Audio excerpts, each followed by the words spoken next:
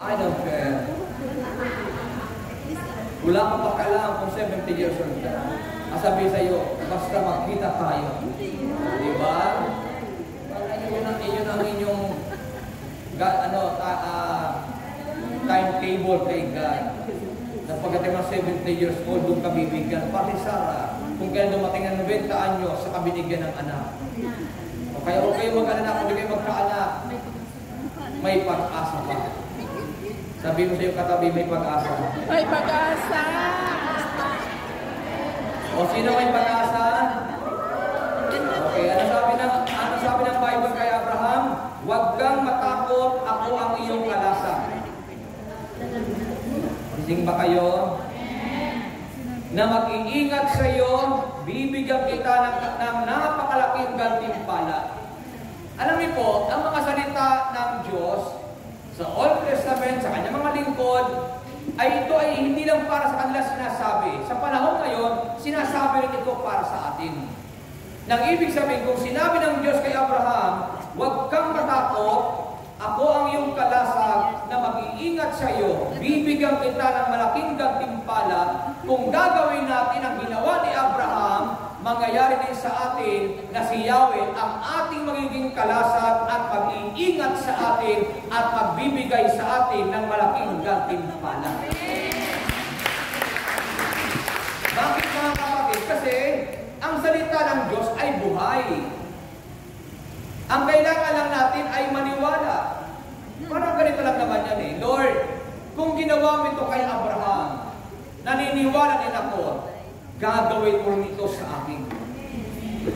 Katulad kay Solomon. Si Solomon, binigyan ng Diyos ng iba yung karunungan at katalinuhan. Walang makapapantay.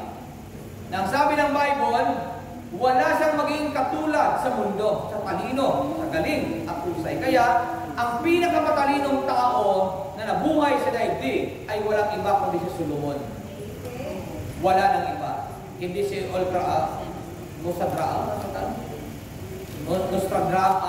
Nostradamus. Hindi sa pinakamatalino. At hindi rin mga propeta. Ang pinakamatalino na nilalang sa mundo ay walang iba kundi si Solomon. Yun ang sinabi ng Bible. Kaya pag may nagpipray kay Lord, ang prayer ko ganito eh. Hindi ko hinihingi kay Lord na, Lord, bigyan mo ng karunungan katulad kay Solomon. Hindi, kasi sabi ng Bible, wala sa maging katulad eh.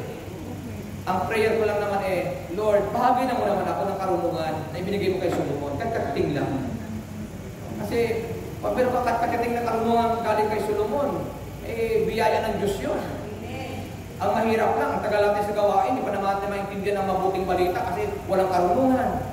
Kaya mahalaga yung may karunungan para kahit nakatiting lang at bawat salita ng Diyos na uunawaan natin, na intindihan natin, ibig sabihin, diyan ka pagpapalain ni Yahweh ang Shaddai. Amen po. Kaya hindi masama na sabihin natin kay Lord, Lord, kung paanong pinagpala mo si Abraham at ikaw ang mag-iingat sa kanya at bibigyan mo siya ng malaking o napakalaking gantimpala, Lord, pwede ba? Bahagi na mo naman ako. Bigyan mo rin ako. Amen po. Katulad sa gawain dito sa Hong Kong, madalas ko ipag-pray kay Lord dito, Lord, kung paanong pinagpapala mong gawain sa Pilipinas, pagpalain mo rin ang gawain mo dito sa Hong Kong. Samahan niyo ako sa prayer na yan. Amen. Bakit? Kasi nakakatuwa sa Hong Kong, sa Pilipinas, ang dami kayang tao, ano? Eh dati nawala rin ng tao doon, parang Hong Kong din. Nawala talaga, totally. Nangaral si Brother Mike, walang tao. Pero ngayon, nagbalikan na uli ang mga tao. Kaya yun din ang prayer ko, Lord, ibalik mo na po yung mga tao na dati. Sabi nila, ang dami-dami daw. Amen. Bakit sabi nila, ang dami-dami daw? Hindi ko inabot yun. Inabot ko, kaunti lang, katiting lang. Kaya nagpating-ting, dagdagan. Hindi pa kayo. Kasi natapos na lang misa. Kinalimbang yung malit na yung bill. Katiting. Yung koleksyon sa bus. Kinalimbang na yung maliit na bill. Katiting. Tapos hinila nung sa kristan yung malaking kampana, damdagan.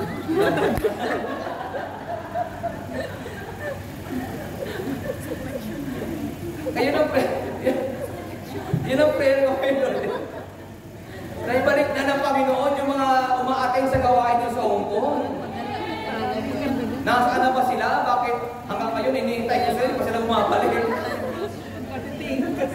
Ang sabi naman ng iba, doon daw, busy sa pagbibinta. Busy sa pagbibusiness. Hindi masama mag-business para una. Pero unahin natin ang ating Yahweh Shaddai. Amen ba? Para pagpalain ang Diyos ang inyong pagtitinda. Para pag may pulis, malayo ka, pinapaalam na ng Lord sa iyo, may pulis, takbo.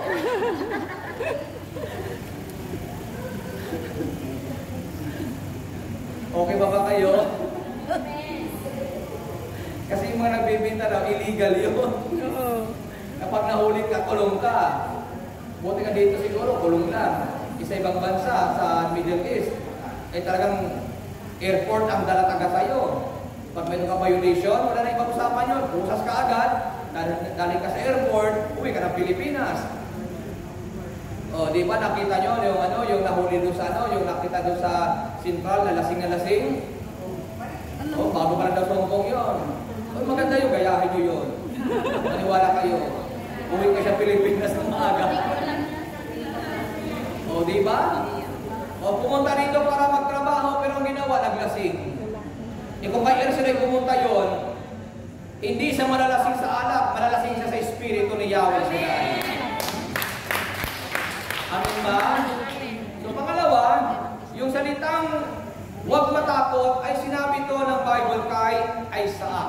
Sabi ng Genesis chapter 26 verse 24, nang gabing iyon, nagpakita sa kanya si Yahweh at ang sabi, ako ang Diyos ng iyong amang si Abraham, huwag kang matakot. Sapagkat sasamahan kita, pagpapalain kita, at pararamihin ko ang iyong lahi, alang-alang kay Abraham na tapat kong alipin. So palakpakan natin si Lord.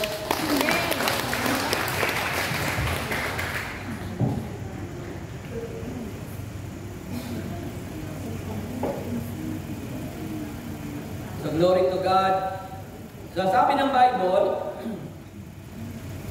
huwag kang matakot sapagkat sasamahan kita. Amen. O diba, ganda ng salita ng Diyos kay Isaac. Huwag kang matakot, sasamahan kita. Amen. Diba, ganda rin? Bilang mga tinawag ng Panginoon. Pwede naman natin sabihin, diba, Lord, kung si Isaac pinangakuan mo sasamahan mo, Lord, pwede ba samahan mo rin ako? Amen. Tama po ba? Amen. Kasi hindi naman nagbabagong salita ng Diyos eh. Problema kaya hindi ako kumakain pagka-preference kasi ito rin nakakalalamunan ko. Kaya iwas na iwas ako kumain pag mag-preference eh. Kasi iniingatan ko yung aking lalamunan kasi ito ang puhunan ko. Hindi ako makakanta. Kaya pag ako bago mag-preference, huwag niyo ko aalawin. Okay, pilit ang pilit sa akin. Okay, purihin natin ang Panginoon, palakpakan natin siya.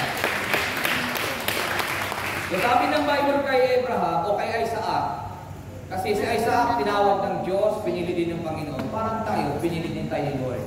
Nakasunod tayo ni Lord. Sabi ng Bible kay Isaac, huwag kang matakot sapagkat sasamahan kita, pagpapalain kita. Yun ang salita ng Panginoon kay Isaac. Sasamahan kita at pagpapalain kita. Kaya alam niyo po, pag binabalikan ko itong mga salita ng Diyos sa mga tinawag niya sa lumang tipan, sabi ko, Lord, kung sila ay sinamahan mo, pinagpala mo, naniniwala din ako na kaming tinawag mo sa kapanahunan ngayon ay sasamahan mo rin at pagpapalain mo rin. Yung palakpak nyo para hindi ka parang Diyos. Naniniwala ba kayo na pwede natin sabihin kay Lord na, Lord, samahan mo rin ako. Pagpalain mo rin ako. Madaling kausap ang Panginoon. Amen. Amen po. madali siyang kausap. Pag kausap mo siya, tiyak, hindi kanya pahihindian. At yung bayang Israel, alam niyo po, sabi ni Moises sa bayang Israel, sa Exodus chapter 14 verse 13, sumagot si Moises, lakasan ninyo ang iyong loob, huwag kayong matakot. Ito yung mga word of encouragement na ipinaparating ng Diyos doon sa kanyang mga pinili, sa kanyang mga tinawag, lalo sa bayang Israel.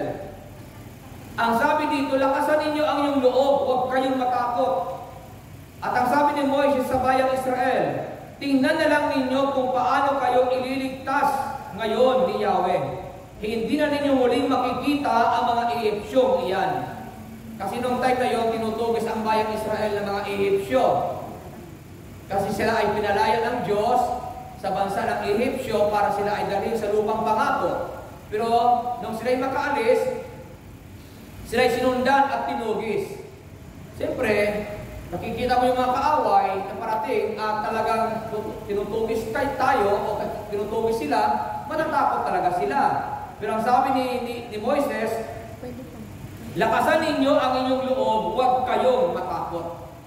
Kaya sabihin mo sa iyong katabi, pag may problema na tumutugis sa iyo, lakasan mo ang iyong loob. Huwag kang matakot. Amen po? Amen. Tingnan ulit sa katabi. Sabihin nyo, kapag may tumutugis sa iyo, nasisingil ang utang mo, lakasan mo yung loob. Huwag kang matakot. Yung iba nagtatago eh. Kapag mayroon ng, pagka nakita niya nandiyan ang maningil ang utang, nagtatago na. Lakasan ninyong loob. Bakit? Kasi tingnan, sabi ng Bible kay sa bayang Israel, tingnan na lang ninyo kung paano kayo ililigtas ngayon ni Yahweh. Diyan nga natin mapapatunayan kung paano tayo ililigtas ng Diyos kapag may mga dumarating na hindi magagandang bagay sa buhay natin. Amen po ba? So ang word nating ginagamit ngayon ay salitang huwag kang matakot. Amen ba? Kaya bilang mga tinawag ng Diyos sa gawain nito, huwag tayong matatakot. Mula ngayon, ano man ang harapin natin sa buhay, walang matatakot. Amen. Amen ba? Amen. Kahit may utang kayong napakalaki, huwag kayong matakot. Amen. Magtiwala kayo, tingnan nyo kung paano kayo tutulungan ni Yahweh Shaddai. Ang dami ng utang. Pero alam niyo po, totoo lang, inaalaw ng Diyos yan, pinahintulot ng Diyos yan, na magkaroon kayo ng utang. Para sa bagay na yan, kung kayo magtitiwala kay Lord, makikita nyo kung paano kayo tutulungan ng ating Diyos na buhay. Pangapat, ay sinabi ng Bible, yung huwag kang matakot ay kay Joshua. Sabi ng Joshua chapter 1, verse 9, tandaan mo, ang bilin ko